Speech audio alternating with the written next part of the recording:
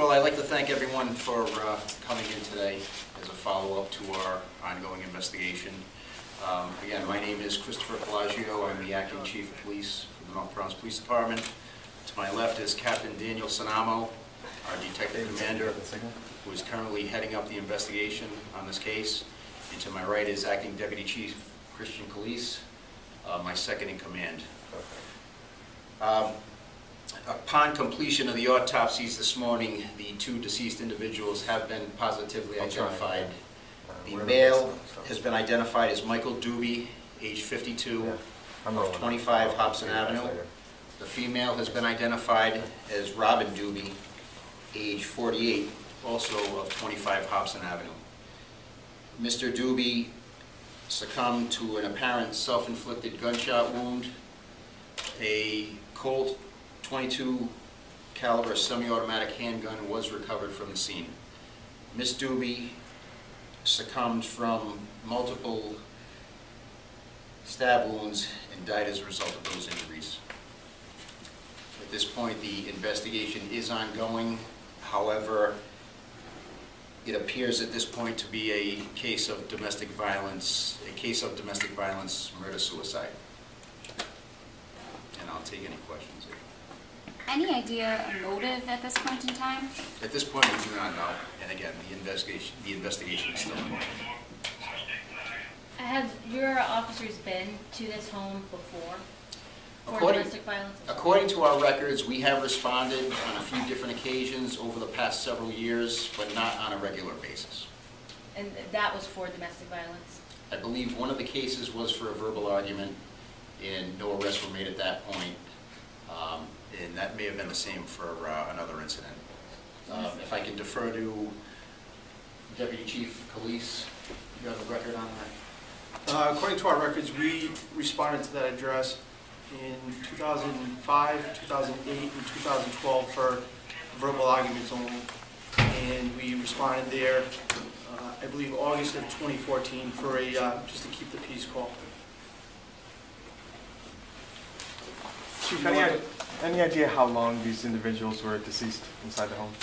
We do not know at this point, and I can't say. So I believe the last contact with anybody was on January 26th, to our knowledge at this point in the investigation. When did you guys receive a call from the employer to do a well-being check? That was yesterday, just before 10 a.m. And then you went right away to the scene? Yes, absolutely. It's our understanding that was Mr. Doobie's employer who called you. Do you think you would have known what had happened if they hadn't called? That's unknown at this point, to be honest with you. I believe that a neighbor may have said that they thought they may have been on vacation. So had somebody not contacted the police, then again, we may not have been aware as to what was inside the house. How often is, I mean, normally, at least in my experience, when we cover a murder-suicide, it's usually both people die the same way, gunshot wounds, not usually stab wounds and gunshot wounds. How often does something like that happen? I can't really say as far as what the statistics show. I mean, we can only deal with, obviously, what cases we have to deal with here in North Providence. Again, just a tragic case of domestic violence, and the investigation will continue. Do we know what they were arguing about in any of those verbal those incidents in the past? No, sir.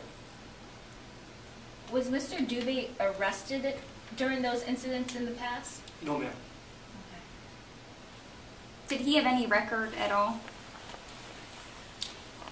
I believe he does. I don't have that on hand, though.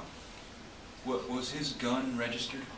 We haven't looked into that as of yet. That is still part of the ongoing investigation. Any kids at all that you guys know about? Not that we're aware of at this point. Again, it is ongoing. And so you said the two knives were recovered from the scene.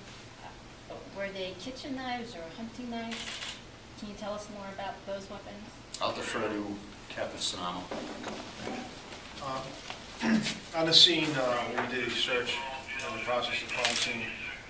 We discovered there were kitchen knives discarded in the garbage. Oh, so the weapons that were used against Mrs. Doobie, they were thrown away after they were used? Yes. Okay. Apologize if this is redundant, but do we know when her death took place in relation to when his death took place? Not at this time. We're still waiting for the official report from the medical examiner's office. Like Chief Pelagio said, we know somebody had last contact with them on January 26th. Was that somebody, his employer, or was it somebody else? Co-worker.